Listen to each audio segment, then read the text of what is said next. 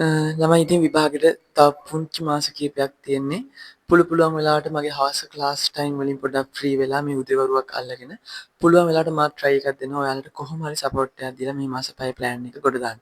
මේ ගොඩක් වෙලා කතා කරන්න අවශ්‍ය නැහැ. මොකද මම short video වලින් තමයි ඔයාලට මේක පොඩ්ඩක් වීඩියෝ වල අතරට එවන්නේ short video වලින්. ඒ නිසා මම වැඩි වෙලාවක් ගන්නෙ නැතුව ඉක්මනට පොඩි පාඩම් කෑලි ඔයාලට group එකට දිගටම දාන්නම්.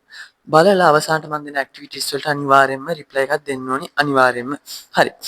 මේ ළමයි මම පොඩි වාක්‍යයක් ලියන්නම් මුලින්ම. I write a letter. I write a letter. ඒතකොට අපි දන්නවා I කියන්නේ මම, write කියන්නේ ලියනවා, letter කියන්නේ ලියුම, a letter කිව්වොත් ලියුමක් වෙනවා. I write a letter. මම ලියුමක් ලියනවා. මම ලියුමක් ලියනවා. එතකොට මේක මොන ටෙන්ස් එකටද අයිති?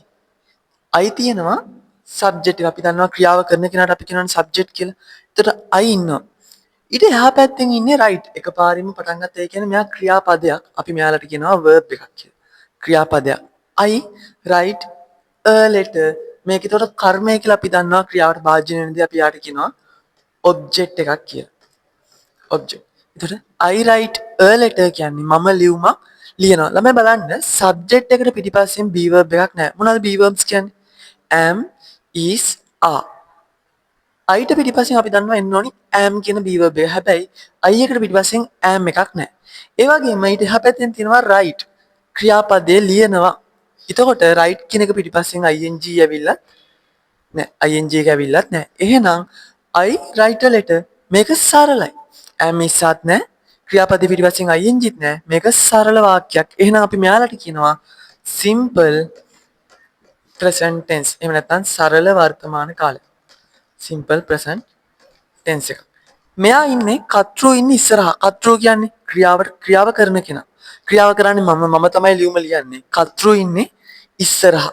ඒතකොට ඊට පිටිපස්සෙන් තමයි verb එක තියෙන්නේ. ළමයි මට මේක passive voice කරන්න ඕනේ. passive voice කරනවා කියන්නේ active voice කතෘ ඉස්සරහා ඉන්න කෙනා කතෘ පිටිපස්සට දාලා object එක ගන්න ඕනේ ඉස්සරහට. එහෙම නැත්නම් කර්මය ගන්න ඕනේ ඉස්සරහට.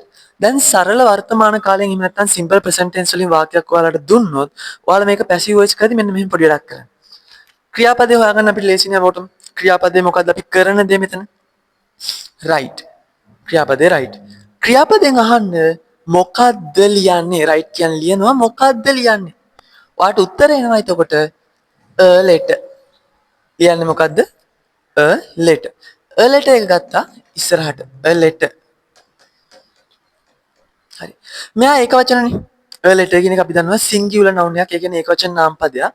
මෙතන ක්‍රියාපදයෙන් අපිට හොයාගන්න පුළුවන් මේක අතීත කාලේද වර්තමාන කාලේද කියලා. දැන් අපේ නමේම තිබ්බ simple present tense සරල වර්තමාන කාලය කියලා. එහෙනම් a letter ඒක වචන නිසා දානවා is. බැරිලා මෙතන බහුවචනය තිබ්බොත් ඔයා මෙතෙන්ට දාන්නේ are කියලා. a letter ළමයි write කියන වචනේ past participle කියන්නේ තුන්වෙනි පැත්ත. write, wrote, written.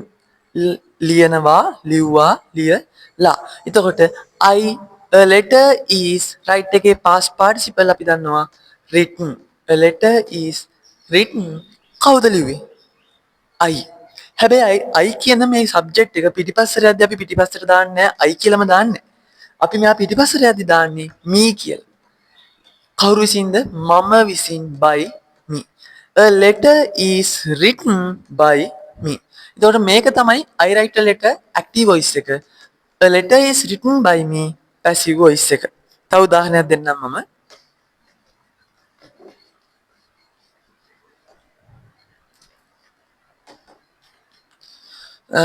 අපි ගමු I make a cake.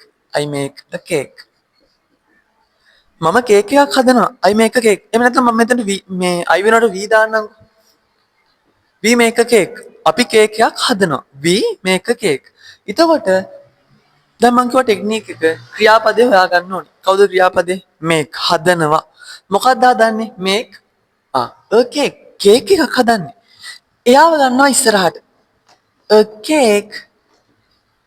ඔයාලට හොයාගන්න පුළුවන් ක්‍රියාපදයෙන් මෙයා අතීත කාලෙද එහෙම නැත්නම් වර්තමාන කාලෙද කියලා හොයාගන්න පුළුවන්. දැන් ක්‍රියාපදයේ තියෙන make නිසා අපි දන්නවා මේක වර්තමාන කාල. ඒතර මේ a cake කියන එක තියෙන්නේ සිංගියුලර් noun එකක් එහෙම නැත්නම් ඒකවචන නාමපදයක් නිසා එක්ක is දාන්න ඕනේ. මේක අතීත කාලෙම මෙතන තිබෙනවා ඔයා මෙතන දාන්න ඕනේ was කියලා. හැබැයි මෙතන තියෙන මේ ක්‍රියාපදේ වර්තමාන නිසා අපි දාන්නේ is. A cake is make කියන ක්‍රියාපදේ past participle එක ළමයි made. එතකොට a cake is made. A cake is made. කවුද හැදුවේ? අපි හැදුවේ විසින්. කවුරු විසින්ද? අපි විසින්. හැබැයි we කියන එක පිටිපස්සට දාන්නේ ඔයාලා us කියලා. A cake is made by us. හරි. මම මේ වගේ වාක්‍ය දැන් දෙක තුනක් දානවා බෝඩ් එකට. ඔයාලා අනිවාර්යයෙන් මේක බලලා වීඩියෝ එක බලලා ආන්සර්ස් ටික මට ඉක්මනට WhatsApp කරන්න ඕනේ. හරි? WhatsApp නම්බර් එකකින් දාන්නම් මම 077 4510340. හරි? පළවෙනි වාක්‍යය. Father drives a car. Father drives a car. They build a house. Build කියන එකේ past participle එක තමයි built. එතකොට drive කියන එකේ past participle එක drive, drove, driven. drive එකේ. තව එකක් දාන්නම් මම. He sing a song. සරල ක්‍රමයක් තියෙන්නේ මුලින්ම හොයාගන්න ක්‍රියාපදයෙන් ප්‍රශ්න කරන්න. දැන් මෙතන තියෙන්නේ drive පදවනවානේ. මොකද්ද පදවන්නේ? car. එයා තමයි object එක ගන්න ඉස්සරහට. මොකද්ද build කරන්නේ? ගොඩනගන්නේ මොකද්ද? a house ගන්න ඉස්සරහට. මොනවාද ගායනා කරන්නේ? සින්දුවක් a song ගන්න වාක්‍යය ඉස්සරහට. අන්න එහෙමයි අපි passive voice එකට හරවන්නේ. simple present tense වාක්‍යයක් සරල වර්තමාන කාලයක් කර්මකාරයකට හරවන්න අන්න එහෙමයි.